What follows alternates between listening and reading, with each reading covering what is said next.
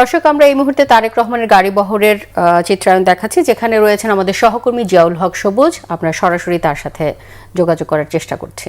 ধন্যবাদ রনক। আমরা বিএনপির ভারপ্রাপ্ত চেয়ারম্যান তারেক রহমানের গাড়ি বহরটি ফলো করছি। আপনারা দেখতে পাচ্ছেন নিশ্চয়ই যে আমরা দীর্ঘক্ষণ ধরে এই গাড়িটি ফলো করে যাচ্ছি। আমরা দেখেছি বিকেল ৩টার কিছু আগে তিনি তার গুলশানের যে বাসভবন ১৯৬ নম্বর বাসভবন সেখান থেকে রওনা দিয়েছিলেন। আর সেখান থেকে শহীদ প্রেসিডেন্ট জিয়াউর রহমানের কবর জিয়ারতের জন্য যেতে তার গুলশান থেকে যেতে সময় লেগেছে প্রায় ১.৫ থেকে ২.৫ ঘন্টা। আমরা যেটুকু কিছুক্ষণ আগে দেখেছিলাম যে তিনি দীর্ঘ প্রায় ১৯ বছর পর বাবার কবর জিয়ারতের সুযোগ পেয়েছেন। আর সেখানে এক আবেগঘন পরিবেশ তৈরি হয়।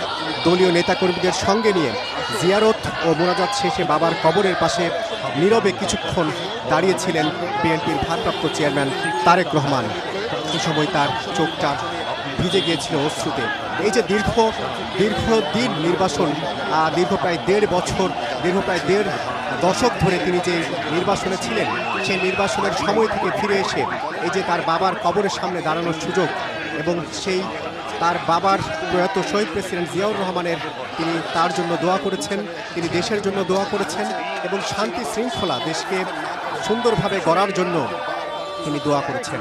আমরা গাড়ি বহরটি ফলো করছি। বিএনপির ভারপ্রাপ্ত চেয়ারম্যান তারেক রহমানকে বহনকারী গতকাল থেকে যে গাড়িটি বিএনপির ভারপ্রাপ্ত চেয়ারম্যান তারেক রহমানের সঙ্গী হয়ে আছে, সেই লাল সবুজ পতাকার সবার আগে বাংলাদেশ, সেই ব্র্যান্ডিংয়ের গাড়িটিতে করেই তারেক রহমান এগিয়ে যাচ্ছেন। আমরা দেখতে পাচ্ছি তারেক রহমান প্রতি মুহূর্তেই তার হাত নেড়ে অভিবাদন জানাচ্ছেন নেতাকর্মীদের উদ্দেশ্যে। আসলে আমরা এতক্ষণ ধরে যে গাড়িটি ফলো করছি, সেই গাড়িতে দেখা যাচ্ছে যে আসলে তিনি কতটা ধৈর্যের সাথে, কতটা প্রজ্ঞার সাথে এবং কতটা শৃঙ্খলার সাথে নেতাকর্মীদেরকে নানাভাবে শৃঙ্খলবদ্ধ হয়ে মানুষ যারা দুপাশে দাঁড়িয়ে আছেন তাদের হাত নেড়ে অভিবাদন জানাচ্ছেন। এটা সত্যি অবিস্মরণীয় একটা ঘটনা।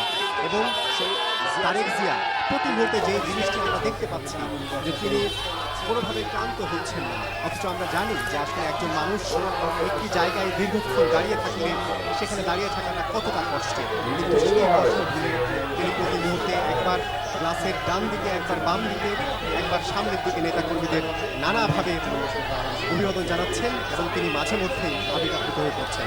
আমরা বহরটি ফলো করছি। আমরা আশা করছি হয়তো কিছুক্ষণ পরেই তিনি যেই জাতীয় স্মৃতিসৌধের উদ্দেশ্যে রওনা দিয়েছেন সেখানে পৌঁছাবেন। সেখানে মুক্তিযুদ্ধের শহীদদের প্রতি তার শ্রদ্ধাঞ্জলি অর্পণ করবেন। আমরা গাড়ি বহরটি ফলো করছি। আমরা আশা করছি আপনাকে পরবর্তী আপডেট জানাতে পারবো। এই হচ্ছে এখানকার সবশেষ অবস্থা।